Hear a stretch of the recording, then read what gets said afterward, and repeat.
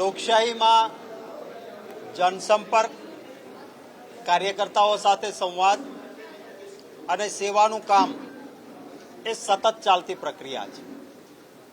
કોંગ્રેસ પક્ષે માત્ર સત્તાલક્ષી રાજકારણ નથી કર્યું. લોકોના આશીર્વાદથી વર્ષો સુધી સત્તા મળી છે અને કોંગ્રેસ પક્ષે લોકોની સેવા કરી છે. અને એ સેવા કરતા કરતા કોઈ વખત લોકોએ સત્તાથી બહાર કર્યા તો હતાશા નથી જોઈ. વિરોધ પક્ષની ભૂમિકા પણ કરી છે. વર્ષો સુધી આ દેશની જનતાના આશીર્વાદથી ખૂબ મોટી બહુમતી સાથે કોંગ્રેસ સત્તામાં આવી તો ક્યારેય અહંકાર નથી કર્યો. અને કોઈ વખત સત્તાથી બહાર રહેવાનો વખત આવ્યો છે તો કોંગ્રેસ પક્ષે ક્યારેય નિરાશા કે હતાશા નથી જોઈ. અંગ્રેજોની લાઠી ગોલી સામે લડ્યા ત્યારે કોંગ્રેસ પક્ષની જે વિચારધારા હતી અને ત્યારે કંઈ લઈ લેવાનું નહોતું, પણ દેશની આઝાદી માટે પાર્ટી લડી હતી. દેશ આઝાદ થયો. દેશ આઝાદ થયો એ પહેલા અંગ્રેજોએ આ દેશમાં જેટલું ઝેર રેડાય એટલું રેડ્યું હતું. અને અંગ્રેજોએ કોમના નામે, જાતિના નામે, ધર્મના નામે, પ્રાંતના નામે, ભાષાના નામે લોકોનું વિભાજન થાય એવો પ્રયત્ન કરીને દેશને એ સમયમાં આઝાદી મળી. દેશને લૂંટાય એટલો લૂંટીને અંગ્રેજો લઈને ગયા હતા. દેશમાં સોયનું નાકું જે બનાવવાનું હોય નહોતું બની શકતું આપણા દેશમાં. સોયના નાકા માટે સોય બહાર મોકલવી પડે અથવા બહારથી સોય લાવવી પડે. ખાવા માટે ધાન પૂરું નહીં. અમેરિકામાં જે જનાવરને ધાન આપતા એવા લાલ ઘઉં PL 480 એ ઘઉં આપણા દેશમાં આવતા હતા. એવી ખરાબ પરિસ્થિતિમાં કોંગ્રેસને સત્તા મળી તો કોંગ્રેસે અંગ્રેજોને જ જવાબદાર ગણવાના કે અંગ્રેજો ખાડા ખોદીને ગયા છે, મિત્રો શું કરીએ, એવું નહીં. આપણી જવાબદારી છે. જે થયું તે થયું. આમાંથી દેશને બેઠો કરવાનો છે. કોઈને પણ દોષ દીધા વગર એ વખતના આપણા પૂર્વજોએ, કોંગ્રેસની સરકારોએ ખૂબ મહેનત કરી અને જ્યાં સોયનું નાકું નહોતું બનતું ત્યાં મોટા હવાઈ જહાજ બને એવી સ્થિતિ દેશમાં ઉત્પન્ન થઈ. IIM, IITs મોટી મોટી સંસ્થાઓ બનાવી અને જ્યાં ઘઉં બહારથી લાવવા પડતા હતા ત્યાં ધન ધાનના ભંડાર થયા. આ કોંગ્રેસનો ઇતિહાસ છે. કે છે ને 70 વર્ષમાં શું કર્યું, આ કરીને આવ્યું. સામા પક્ષે ભારતીય જનતા પાર્ટીને 10 વર્ષ પૂરા થયા. 10 વર્ષ પછી કામના નામે મત માંગ્યા નહીં. લોકોને અંદરો અંદર રાહુલ ગાંધીજીના નામે, પાકિસ્તાનના નામે, હિન્દુ મુસલમાનના નામે અને કોઈ પાયા વગરની વાત કે તમારી 2 ભેંસ હશે તો 1 ભેંસ કોંગ્રેસ લઈ જશે. સુરેન્દ્રનગરમાં કે એવી મોટર શોધીને આપવાના છે ભાઈ તમારા કે સુરેન્દ્રનગરથી અમદાવાદ ચા પીવા જાજો અને પાછા આવજો, 1 રૂપિયાનો ખર્ચ નહીં થાય. કોઈ વૈજ્ઞાનિક આ દુનિયામાં એવી મોટરની શોધ થાય એવી કલ્પના પણ નથી કરતું. ત્યારે આવી વાતો દેશના પ્રધાનમંત્રી, મારા પણ પ્રધાનમંત્રી છે, ત્યારે હવે મારું કામ પક્ષના એક સૈનિક તરીકે હું જે જોઉં છું એમાં લોકો આખા ગુજરાતમાં કોંગ્રેસને ભારે સંખ્યામાં મતો આપવા માટે થનગનતા હતા. પરંતુ હું સ્વીકારું છું કે અમારી ક્યાંક નબળાઈ બૂથ પરના મેનેજમેન્ટમાં રહી હતી. એ ન રહે ભવિષ્યમાં. એના માટેનો આ સંવાદ કાર્યકર્તાઓ સાથે. મતદાનના 2 દિવસ પહેલા કોણ બૂથમાં બેસવાનું છે એમ નહીં. સંગઠન પાસે બૂથની યાદીઓ, બૂથનું મેનેજમેન્ટ પહેલેથી તૈયાર હોય. હું આભાર પણ માનીશ કે તમામ જ્ઞાતિ વર્ગ ધર્મના ભાઈઓ આ વખતે ઈચ્છતા હતા કે ભાજપ હારે. ભારતીય જનતા પાર્ટીએ અહંકાર કર્યો છે. આ દેશની બહેનો દીકરીઓને માટે અપશબ્દ બોલનારને ઉમેદવાર તરીકે રાજકોટમાંથી દૂર ન કર્યા. ત્યારે તમામ જ્ઞાતિઓ પણ ભારતીય જનતા પાર્ટીની વિરુદ્ધ મત આપવા માંગતી હતી. એમણે પણ બૂથોના મેનેજમેન્ટમાં અમને મદદ કરી છે. એ તમામ જ્ઞાતિઓનો પણ હું ખૂબ હૃદયપૂર્વક આભાર માનું છું. આ સંવાદ છે એ અમારા સંગઠનને મજબૂત કરવા માટેનો છે. આભાર માનવા માટેનો છે કે મારા કાર્યકર્તાઓએ અમારા એકાઉન્ટ સીઝ કર્યા હતા એટલે અમે આર્થિક મદદ ના પહોંચાડી શક્યા. અમારા નેતાઓને, ચૂંટણી લડતા ઉમેદવારોને ના કાર્યકર્તાને, એમ છતાં કાર્યકર્તાઓને નેતાઓએ ઘરના પૈસે જે મહેનત કરી છે એમનો આભાર, મતદાતાઓએ પ્રેમ આપ્યો છે એ સૌનો આભાર માનવા માટે આ પ્રકારનું આજે રાજકોટ છું, આવતીકાલે ભાવનગરમાં શહેરનો કાર્યક્રમ અને જિલ્લાનો કાર્યક્રમ પણ આ જ રીતે રાખ્યો છે. મહારાજા કૃષ્ણકુમારસિંહજી ગોહિલ છે તો આજે જન્મદિવસ છે. ઘણા સમયથી ભારત રત્ન આપવાની વાતો થઈ છે, ભારત રત્ન હજી સુધી સરકાર આપી શકી નથી. બીજો એક મુદ્દો એવો પણ છે, કોઈ પણ રાજકીય પક્ષ છે તેમના દ્વારા આજે એમના જન્મ જયંતિની કોઈ પણ જાતની ઉજવણી ક્યાંય નથી. હા, કેટલીક વ્યક્તિઓ એવી હોય છે કે જે લોકોના દિલમાં હોય છે. ભાવનગર મહારાજા કૃષ્ણકુમારસિંહજી નું ક્યાંય પણ નામ લેવાય છે તો લોકો કહે છે પ્રાતઃ સ્મરણીય મહારાજા સાહેબ. લોકો સવારમાં એમને યાદ કરે તો એમ માને છે કે એમનો આખો દિવસ સારો જાય. એ પ્રકારનું જેમની વ્યક્તિત્વ, એક મહાન વિભૂતિ એ કૃષ્ણકુમારસિંહજી મહારાજ સાહેબની આજે જયંતિ છે અને એ જયંતિ નિમિત્તે મેં આજે સવારમાં જ એમનું સ્મરણ કર્યું. એ કૃષ્ણકુમારસિંહજી મહારાજા સાહેબને જ્યારે ભાવનગરના અંદર એમની તિથિ નિમિત્તે એક જન્મ જયંતિ અને બીજી એમનો નિર્વાણ દિન, મને ખૂબ આનંદ છે કે આજે સવારે જ મેં આ ટ્વીટ કર્યું છે અને આ જે સૌથી ઊંચા કદની ભાવનગર મહારાજા સાહેબ કૃષ્ણકુમારસિંહજીની પ્રતિમા નીલમબાગ ચોકમાં ભાવનગરમાં છે અને આજે પણ નીચે લખાયેલું છે, હું જ્યારે સરકારમાં મિનિસ્ટર હતો ત્યારે આ પ્રતિમાનું અનાવરણ અમારા મુખ્યમંત્રીશ્રીને લઈ જઈને, મારા મત વિસ્તાર ત્યારનો આ હતો, ત્યારે ભાવનગરમાં અમે આ કરેલું છે. કેટલીક વ્યક્તિઓ જવલ્લે જેવી મળતી હોય છે. કૃષ્ણકુમારસિંહજી મહારાજા સાહેબ પ્રથમ એવા હતા કે જેમણે સરદાર વલ્લભભાઈને કહ્યું કે હું મારું સમગ્ર રાજ્ય તમને સમર્પિત કરું છું. અને એ વખતે એ પણ કહ્યું હતું કે એક પાટીદારનો દીકરો છે સરદાર વલ્લભભાઈ પટેલ અને એના પર એક ક્ષત્રિય તરીકે હું પૂર્ણ વિશ્વાસ મૂકીને મારું રાજ્ય સોંપું છું. આ સંબંધો જ્ઞાતિઓને એકત્રિત કરવાનો ભાવ એ વખતે એમનો હતો.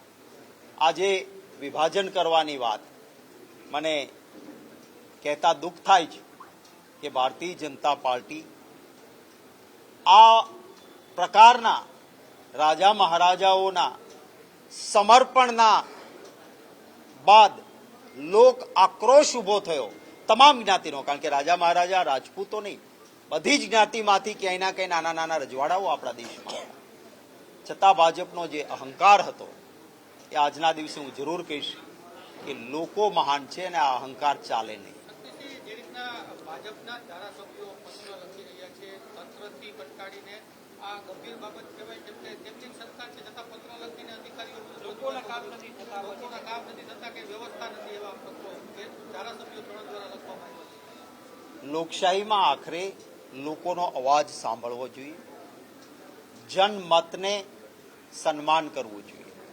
ભાજપને મતો મળે છે અને કેટલાક અંધભક્તો એમના અહંકારને વધારે ચડાવે છે કે પેટ્રોલ 500 થશે તોય અમારે મોદી જોઈએ. આ અંધભક્તોના કારણે ભાજપનો અહંકાર ઓર આસમાને ગયો છે.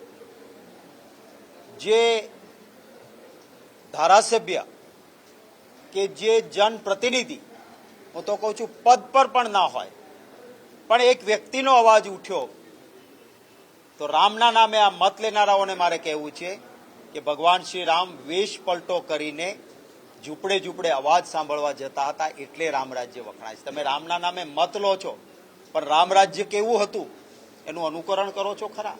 આજે ધારાસભ્યો પત્રો લખે, નગરપાલિકા એમની જ છે અને ધોરાજીમાં આજે જ ભાજપના શહેર પ્રમુખે પત્ર લખવો પડે કે આ ડોળું પાણી પીવાય નહીં, એવું પૂરતું પાણી નહીં, અને છતાં ભાજપના પેટનું પાણી હલતું નથી.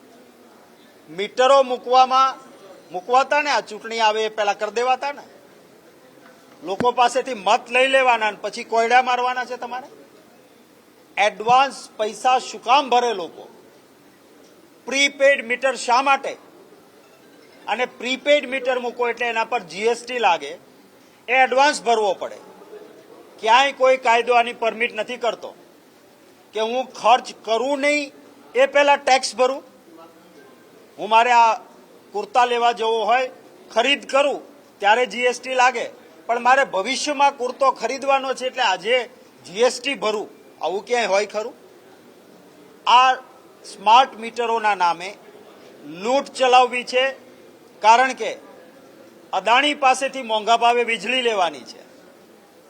એ મોંઘા ભાવે વીજળી લેવાની પોતાના મિત્ર માટે એનો ભોગ ગુજરાતના મતદારોએ બનવાનો. હવે એક સરકાર એમ કહે છે કે આ તો ગ્રાહકોના હિતમાં છે. હું કાયદો જાણું છું. ગ્રાહકોના હિતમાં હોય તો એને ઓપ્શન આપો કે ભાઈ મારે મારું હિત જોઈએ છે, મને સ્માર્ટ મીટર આપો. મને લાગે છે કે મારું હિત નથી, મારે જૂનું મીટર છે એ બરાબર છે, આપો ને ઓપ્શન.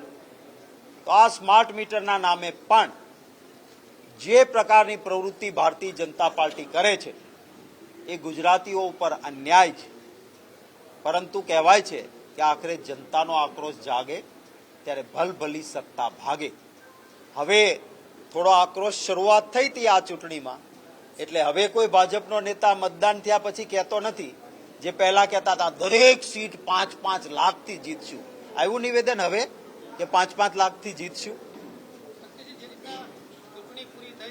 સહકાર વિભાગની અંદર જે રીતના આખો ખેલ રચાડો, પેલા ભાજપે મેન્ડેટ આપ્યું તો મેન્ડેટ વિરુદ્ધ જઈને જયેશભાઈ જીતી આવ્યા, પછી તો નાફેડમાં તો એવું થયું કે મેન્ડેટ જ ન આપ્યું. આંતરો અંદરનો આક્રોશ સામે આવ્યો. સહકારમાં ક્યારેય મેન્ડેટ પ્રથા હતી નહીં. હું પણ સહકારી ક્ષેત્રમાં જમીન વિકાસ બેંકમાં ચૂંટાયેલો. ક્યારેય સહકારી ક્ષેત્રમાં આટલા વર્ષો સુધી કોંગ્રેસની સત્તા રહી, મેન્ડેટ પ્રથા નહોતી. કારણ કે સહકાર એનો અર્થ જ એ છે કે બધા સાથે મળીને કરીએ. અને એટલા જ માટે સહકારી ક્ષેત્રમાં રાજકીય હસ્તક્ષેપ, સરકારનો હસ્તક્ષેપ ક્યારેય નહોતો.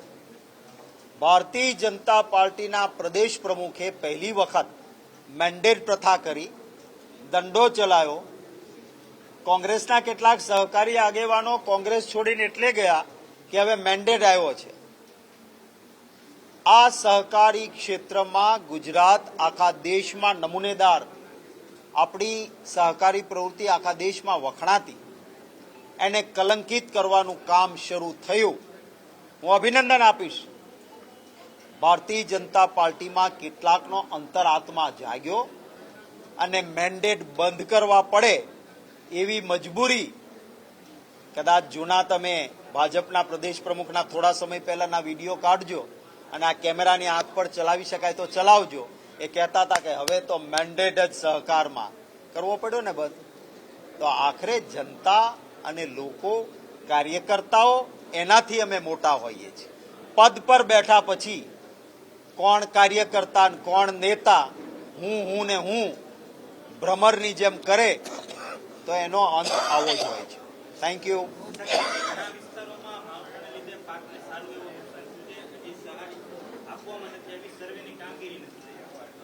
ભારતીય જનતા પાર્ટી ખેડૂત વિરોધી છે. તમે ભૂતકાળ જુઓ, કોંગ્રેસની સરકારમાં સહેજ પણ ખેડૂતને નુકસાન થતું, એને પૂરતી સહાય મળતી. આપનાથી બહુ દૂર નથી, ભોજાવદર સમઢિયાળા આપ જજો. 82માં ડેમ તૂટ્યો, ઝૂંપડું હતું એને પાકું ઘર. બકરી તણાણી હોય તો બકરી ને ભેંસ તણાણી તો ભેંસ, બળદ ગયો તો બળદ ને ગાય ગઈ તો ગાય. પૂરતી રકમ સાથે એને પુનઃવસન કર્યું. જે જમીનોનું ધોવાણ થયું હતું એ નવસાધ્ય કરવા માટે કરોડો રૂપિયા આપ્યા. બિયારણ ગયું છે, બિયારણ. એટલા વાવાઝોડાઓ આવ્યા, નુકસાન ખેડૂતોને થયું, ક્યારેય સહાય નહીં. બીજી તરફ મોટા ઉદ્યોગપતિઓને 16 લાખ કરોડ દેવું માફ કર્યું છે.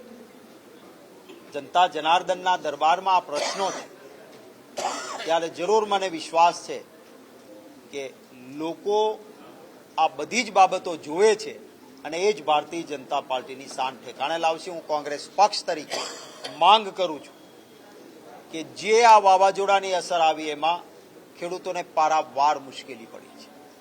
કેરીનો પાક જેનો હતો એ સંપૂર્ણ નષ્ટ થયો. જેણે થોડી ઘણી મહેનત કરીને ઉનાળુ નાના મોટા પાક કર્યા હતા એનું સંપૂર્ણ નુકસાન થયું છે. તાત્કાલિક એમને પૂરેપૂરી સહાય આપવામાં આવે.